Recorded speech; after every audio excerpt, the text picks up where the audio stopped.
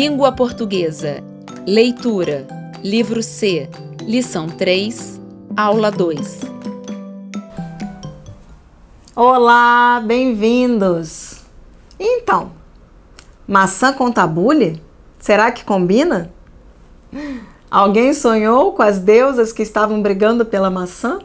Uma maçã de ouro, já pensou? Só que não dá para comer, não é, Beto? Não mata a fome, mas dá muita briga. Depois a gente vai continuar a ler aquela história. Hoje, para variar, nós vamos falar de correção do dever de casa. Correção do dever de casa.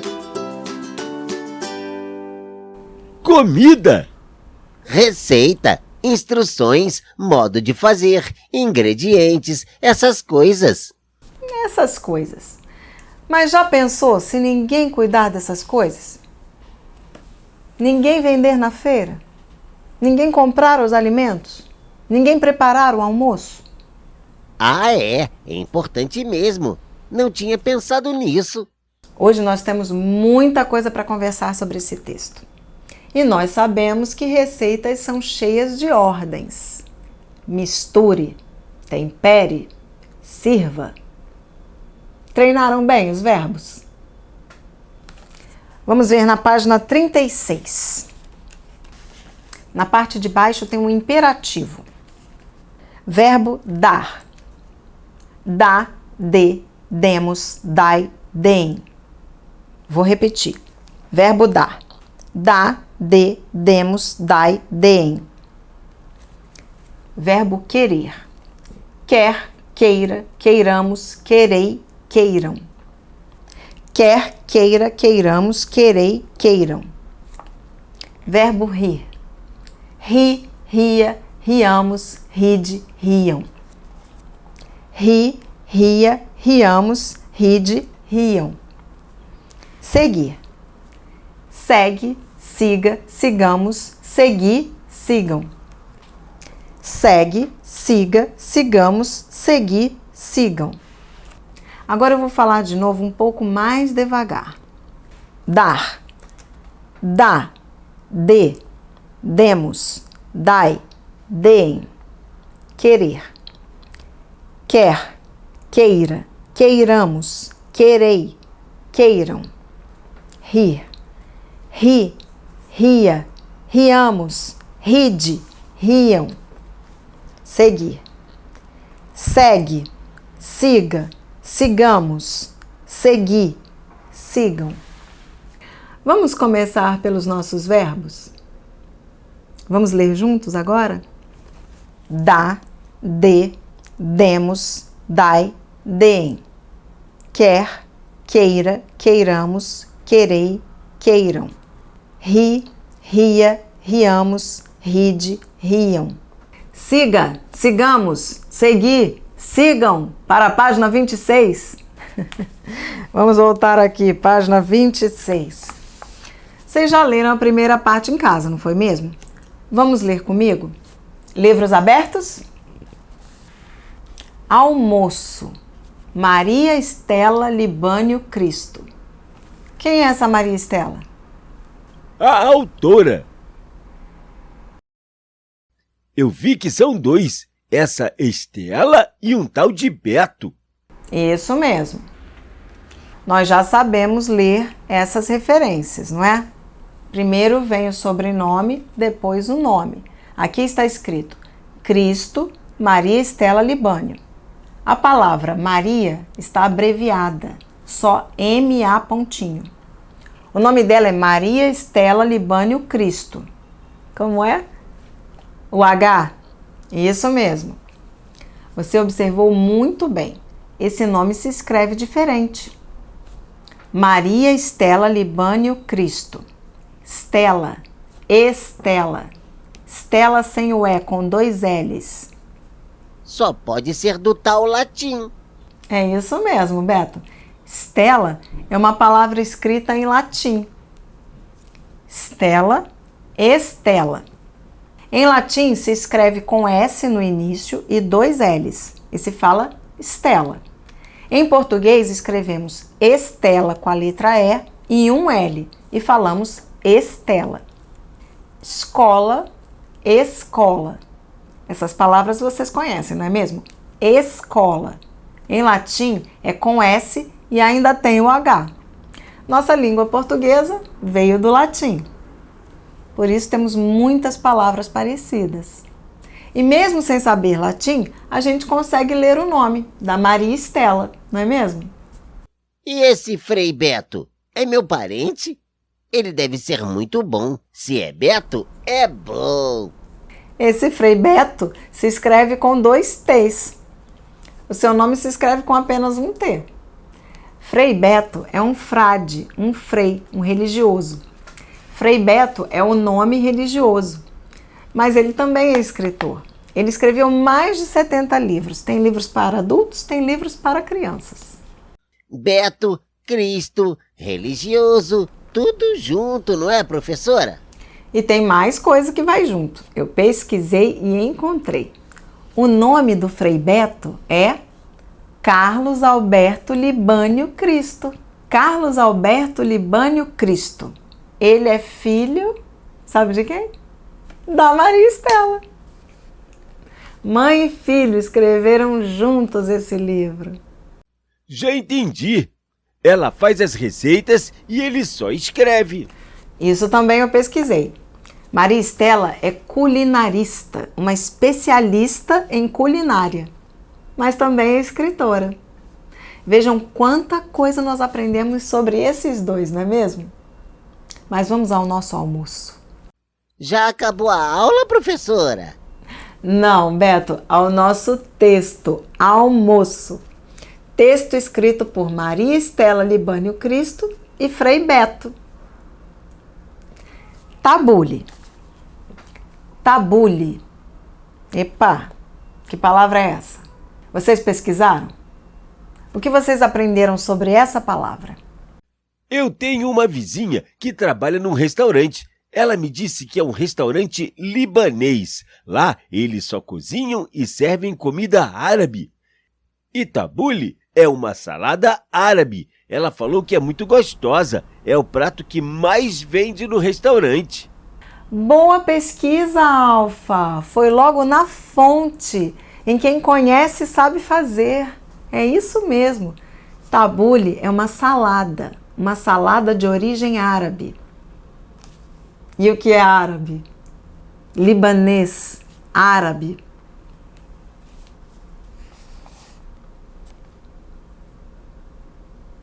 Árabe é o povo árabe. Eles vivem em vários países. Líbano é um país. Isso mesmo, Beto, o povo árabe. Antigamente aquela região se chamava Arábia. O povo tem a mesma origem. Outro dia nós falamos da América. Os povos da América têm origens diferentes. Temos os indígenas, que chegaram primeiro, depois vieram outros povos, os portugueses, os espanhóis. Eles dominaram a maior parte do continente americano. Mas outros povos foram para outros lugares. Os franceses foram para o Canadá, os ingleses foram para os Estados Unidos. Os povos americanos são formados por vários povos. Os povos árabes já viviam no Oriente Médio há muitos e muitos anos. No início, eles viviam em grupos isolados. São chamados de tribos. Aos poucos, eles foram se juntando. Há mais de 1.500 anos, eles passaram a se concentrar no Oriente Médio. Mas vamos pensar um pouco. Tabule, comida árabe. Outro dia nós falamos do arroz com feijão, o baião de dois. E vocês se lembram do que a gente disse? O arroz com feijão é uma comida típica de onde? Brasil! Américas! Foi por isso que nós falamos das Américas. E porque é típico, você se lembra, Beto? E por que é típico? Você se lembra, Beto? Lembro sim, professora. É porque tem muito. Planta e nasce em qualquer lugar. Todo lugar tem para comprar.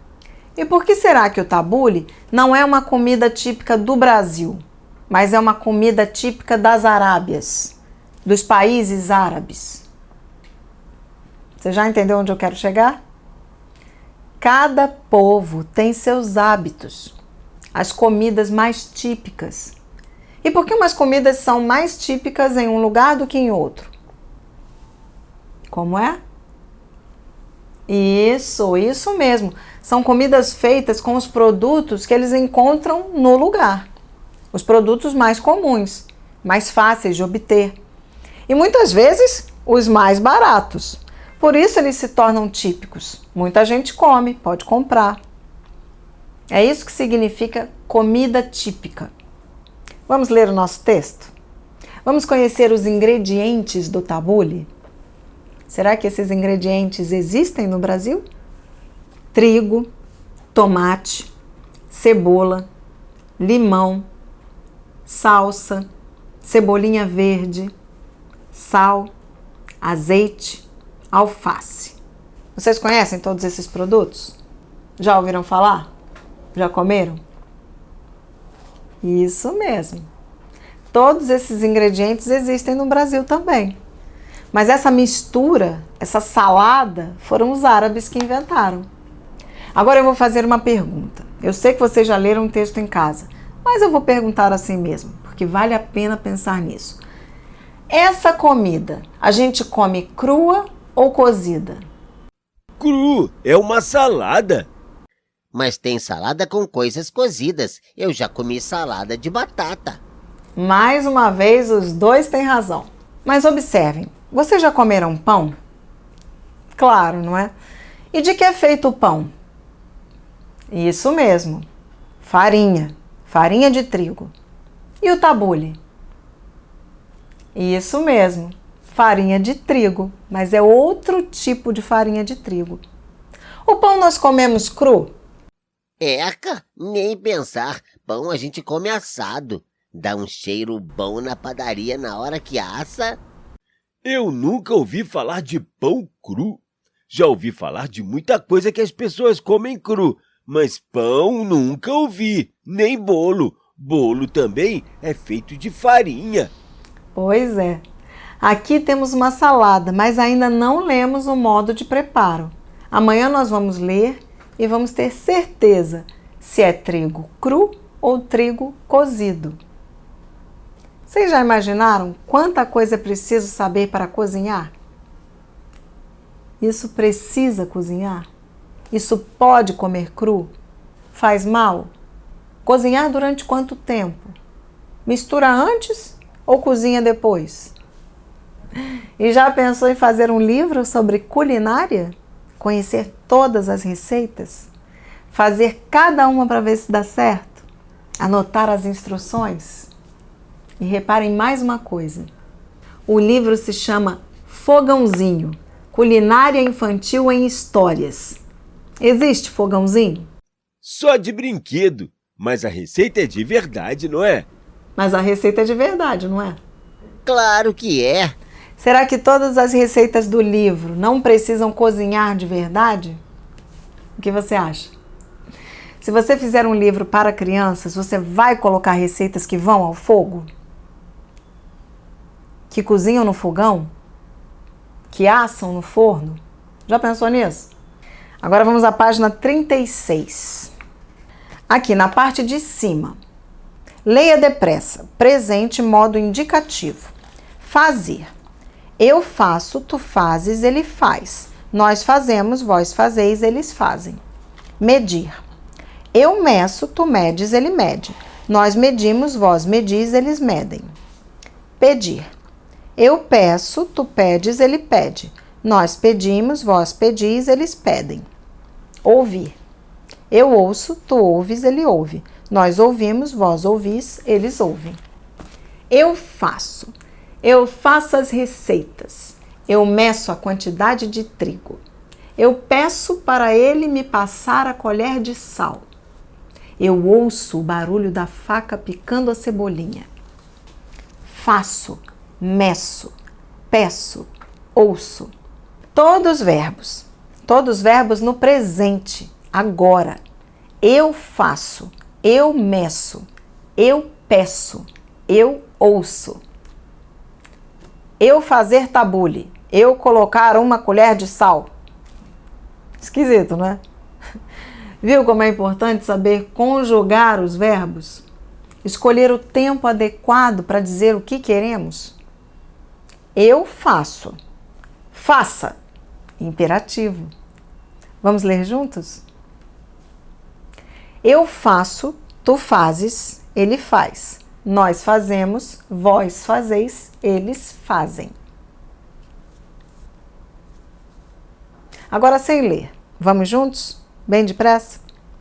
Eu faço, tu fazes, ele faz. Nós fazemos, vós fazeis, eles fazem. Eu meço, tu medes, ele mede. Nós medimos, vós medis, eles medem. Agora eu vou ler bem rápido. Vamos comigo? Eu meço, tu medes, ele mede. Nós medimos, vós medis, eles medem. Eu peço, tu pedes, ele pede. Nós pedimos, vós pedis, eles pedem. Viram como a gente pode se divertir com os verbos? Vamos ler bem depressa agora? Eu peço, tu pedes, ele pede. Nós pedimos, vós pedis, eles pedem. De novo. Eu peço, tu pedes, ele pede. Nós pedimos, vós pedis, eles pedem. Eu ouço, tu ouves, ele ouve. Eu ouço, tu ouves, ele ouve. Vamos ler esse juntos? Eu ouço, tu ouves, ele ouve. Nós ouvimos, vós ouvis, eles ouvem. De novo. Eu ouço, tu ouves, ele ouve. Nós ouvimos, vós ouvis, eles ouvem. Fluência de leitura. Fluência de leitura. Vamos continuar a nossa leitura? Vocês se lembram da história? As deusas brigavam pela maçã. O nome delas era Afrodite, Hera e Atena. A que fosse escolhida como mais bonita ganharia a maçã de ouro. Enquanto isso, a festa de casamento continuava. A noiva casou, teve filhos. Um deles era o Aquiles. Mas as deusas continuavam brigando. Uma maçã, um cavalo e uma confusão daquelas. Nós lemos aqui até a página 12. Agora eu vou continuar. Zeus, o deus dos deuses, resolveu se meter na briga. O Todo-Poderoso saiu do seu lugar sagrado, o Olimpo, e foi lá acalmar as deusas. Ele não aguentava mais tanta confusão. E teve uma ideia. O tempo fechou no casamento. Ventos e trovões cobriram a festa. Todos ficaram calados e esperando o pior. Afinal, Zeus, o deus dos deuses, estava bravo. Então ele falou com aquela voz que faz estremecer. Quem pode explicar o motivo da discórdia? As deusas falavam ao mesmo tempo e também tentavam pegar a maçã de ouro que flutuava no ar. Zeus decidiu que Paris, o príncipe de Troia, iria resolver a questão. Paris não era bonito, era lindo. E Zeus achou que era preciso alguém assim para julgar a beleza das deusas. Assim, Paris ficou com a responsabilidade de resolver a briga pela maçã. E as 3 deusas foram levadas até ele por Hermes, o mensageiro.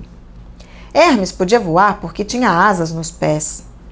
Então ele pegou a maçã que flutuava e disse: a deusa que você achar a mais linda ganha a maçã dourada. Mas as 3 deusas queriam ganhar e começaram a oferecer presentes para agradar Paris. A deusa Hera ofereceu a ele toda a Ásia. Tudo fará parte do seu reino se você me escolher. Atena piscou seus olhos cinzentos e sorriu. Se me escolher, farei de você o homem mais sábio de todos. A deusa do amor, Afrodite, usou sua especialidade. A mulher mais linda da terra se apaixonará por você se você me der a maçã dourada. Paris era um príncipe ainda muito jovem. Ele não ligava muito para ter poder ou sabedoria. Ele gostava mesmo, era de beleza e romance. Isso significa que Paris deu a maçã para Afrodite. O que Paris nem Afrodite suspeitavam é que a mulher mais linda na terra já era casada. Era Helena, rainha de Esparta. Helena era casada com Menelau, o rei de Esparta. Mas agora Paris queria se casar com ela. A beleza de Helena era falada em todas as partes do mundo. Muitos homens brigavam por ela. Quando Helena chegou à idade de se casar, seu pai não sabia o que fazer. Naquela época, os pais escolhiam os noivos para as filhas. Eram tantos pretendentes. Tíndaro, o pai de Helena, tinha medo de que os pretendentes rejeitados atacassem o seu reino. Mas Ulisses, sábio e jovem príncipe de Troia, teve uma ideia. Ele pediu a mão da irmã de Helena em casamento. Em troca, Ulisses daria uma solução para Tíndaro. A solução veio na forma de uma regra. Na verdade, de 2 regras. Primeira regra: cada pretendente que perdesse deveria aceitar a decisão. Segunda regra: todos deveriam jurar que iriam proteger Helena se ela fosse raptada. Parece que Ulisses já estava sentindo o cheiro de guerra no ar. Todos os pretendentes concordaram. Afinal, cada um achava que seria o escolhido. Tíndaro escolheu Menelau, o poderoso rei de Esparta, para ser o marido de Helena.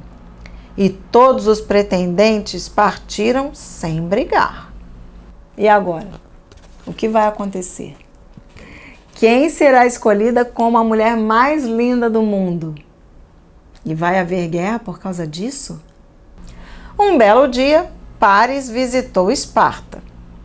Foi então que a promessa de Afrodite se cumpriu. Helena morreu de amores por ele e ele por ela. Estavam perdidamente apaixonados. Decidiram fugir para Troia. Toda a população festejou a chegada deles. Todos estavam orgulhosos de ter a mulher mais linda do mundo como sua princesa.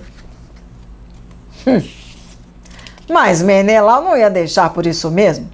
Resolveu brigar por sua esposa. Ele chamou todos os pretendentes de Helena e disse: vocês se lembram da promessa a Tíndaro? Helena é minha esposa e comigo deve ficar. Todos concordaram e embarcaram em vários navios de guerra. Os gregos estavam indo a Troia buscar Helena. Como era de se esperar, os troianos se recusaram a devolver Helena. Então, começou a guerra.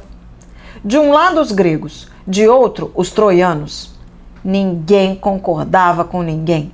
Todos lutavam por Helena. Os deuses assistiam a tudo com muito interesse. Uns ajudavam os gregos, outros ajudavam os troianos. Hera, que nunca perdoou Paris por não tê-lo escolhido, ajudou os gregos. Atena era protetora de Troia, mas também estava brava com Paris, e foi mais uma a ajudar os gregos. Ares, o deus da guerra, não tinha lado. Ficava observando e ajudava o lado que estivesse em vantagem. Até a própria deusa Afrodite, que incentivou Paris a escolher Helena, entrou no campo de batalha. A guerra se estendeu por 10 longos anos. Do lado dos gregos apareceu Aquiles. Quem se lembra dele? O filho da ninfa que o mergulhou no rio de águas mágicas? Pois é, Aquiles, filho de Tétis, tinha crescido. Era um homem forte, muito destemido e habilidoso, um verdadeiro deus grego. Durante a batalha, Paris, todo lindo, também lutou. Ele usava um arco com flechas envenenadas. Quando viu Aquiles, Paris atirou. Dizem que a mão do deus Apolo guiou a flecha de Paris. Sabe onde ela foi parar? No calcanhar de Aquiles. Vamos relembrar. O calcanhar de Aquiles foi o único lugar que não foi banhado pelas águas mágicas do rio. Este era o ponto que não tinha a proteção da morte. E Paris acertou bem ali. Aquiles foi envenenado e morreu. Com a morte de Aquiles, os gregos decidiram ir embora. Entraram em seus navios e partiram. Mas deixaram um enorme cavalo de madeira na praia, bem perto das muralhas de Troia. O cavalo de madeira era um símbolo de paz. Era um sinal de que a guerra havia acabado. Será? Os troianos ficaram contentes. Eles adoraram o presente dos gregos. Levaram o cavalo para dentro da cidade e foram celebrar a vitória. Mas, à noite, quando todos dormiam, o cavalo se abriu. De dentro dele saíram soldados gregos que correram para abrir os portões de Troia. Os gregos então voltaram, venceram os troianos e levaram Helena embora. Paris morreu no combate. Muita confusão, não é mesmo? Amanhã a gente continua. Resumo da aula.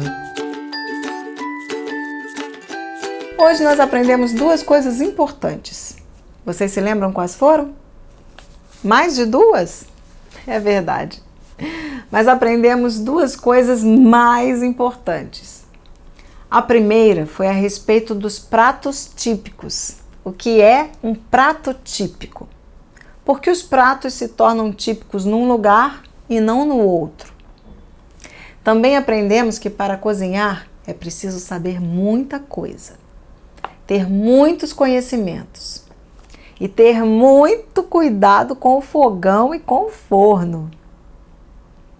Mas no meio do caminho, a gente aprendeu um tantão de coisas, não é assim que se fala, Beto? Tantão não, um monte de coisas. É assim que a gente aprende. Um pouquinho a cada dia, aos poucos vamos juntando e formando um monte de conhecimentos. Sobre os árabes, os libaneses, até os gregos, suas deusas e suas confusões. Amanhã tem mais. Dever de casa. Dever de casa. Livro C, páginas 26 e 27. Terminar de ler o texto. Página 29, exercício 6. Combinado? Encontro vocês. Quero ver tudo bem caprichado, hein? Até lá. Tchau, tchau.